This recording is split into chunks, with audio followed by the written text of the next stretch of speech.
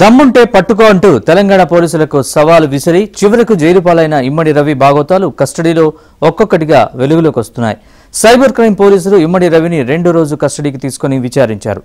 Cinema పైరసీలకు సంబంధించి technical విషయాలను రవి నుంచి రాబట్టినట్లు తెలుస్తోంది.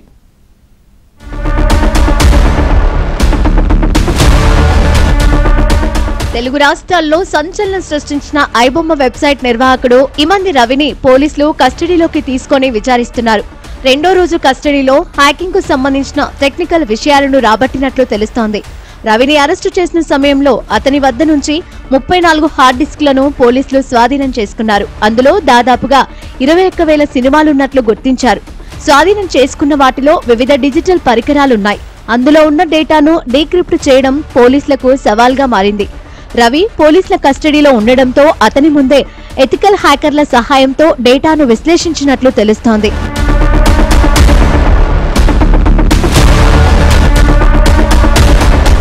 పైరసీ చేసిన సినిమాలు, యూజర్ల యొక్క వివరాలు డేటా సర్వర్లలో ఏ విధంగా పొందుపరిచాడు, దీనికి ఎంతమంది సహాయం తీసుకున్నాడు, ఏ టెక్నాలజీ ద్వారా ఇది సాధ్యపడేదనే విషయాలపై రవి నుంచి సిసిఎస్ అధికారులు సమాచారం రాబట్టారు. అలాగే వివిధ దేశాల్లో ఉంటూ ఓటీటీ సర్వర్లను ఎలా హ్యాక్ చేశాడు, సాఫ్ట్వేర్ టూల్స్ ను ఏ విధంగా వినియోగించి సినిమా పైరసీలకు పాల్పడ్డాడనే దానిపై రవి కీలక విషయాలు చెప్పినట్లు తెలుస్తోంది.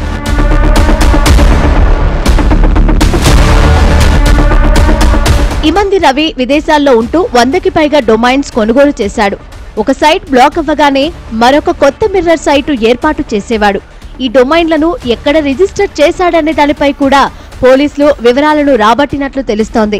నెదర్లాండ్స్, యూకే, కరేబియన్ దీవుల వంటి ప్రాంతాల నుంచి వెబ్సైట్ను ఆపరేట్ చేయడానికి సహాయం చేసిన టెక్నికల్ బృందం వ్యక్తుల వివరాలు కూడా సిసిఎస్ పోలీసులు రవి నుంచి రాబట్టారు.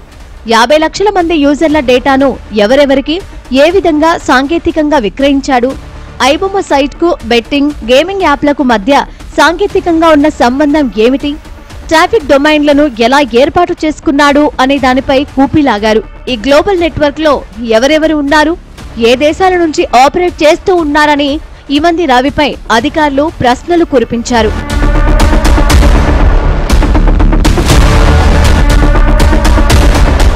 ఇమంది రవి కేవలం తెలుగు సినిమాలనే టార్గెట్ చేశాడు అనుకుంటే విచారణలో మరికొన్ని విషయాలు బయటపడ్డాయి.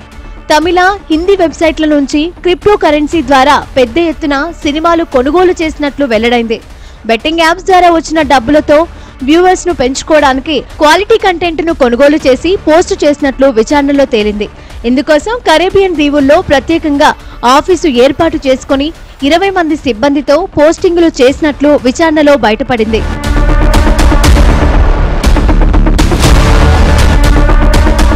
మొదటి రోజు కస్టడీలో అధికారుల ప్రశ్నలకు జవాబులు దాటవేస్తూ వచ్చిన రవి 2వ రోజు కస్టడీలో అన్ని ఆధారాలతో ప్రశ్నించగా చేసేదేమీ లేక సమాధానం చెప్పినట్లు తెలుస్తోంది.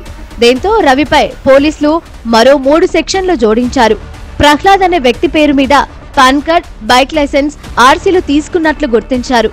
మరోవైపు రవి ప్రస్తుతం కరేబియన్ దీవుల్లోని సెయింట్ కిట్స్ అండ్ నేవిస్ దేశ పౌరుడిగా ఉన్నాడు.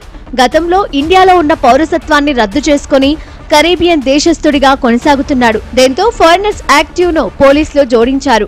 మరోవైపు ఐబొమ్మ పేరుతో సైబర్ కేటుగాళ్లు రెచ్చిపోతున్నారు. ఎస్బీఐ ఇన్సూరెన్స్ పోర్టల్లో పైరసీ సినిమాలు ప్రత్యక్షమయ్యాయి. ఎస్బీఐకి సంబంధించి SBITerminsurance.com క్లిక్ చేయగానే పైరసీ సినిమాలు ఓపెన్ అవుతున్నాయి. ఎస్బీఐ సిబ్బంది సైబర్ క్రైమ్ పోలీసులకు ఫిర్యాదు చేశారు.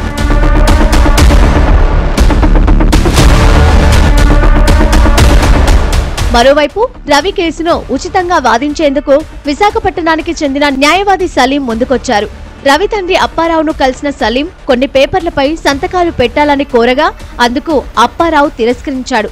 తన ఆరోగ్యం బావుండదని, కోర్టుల చుట్టూ తిరిగే ఓపిక లేదని అప్పారావు తిరస్కరించినట్లు తెలుస్తోంది.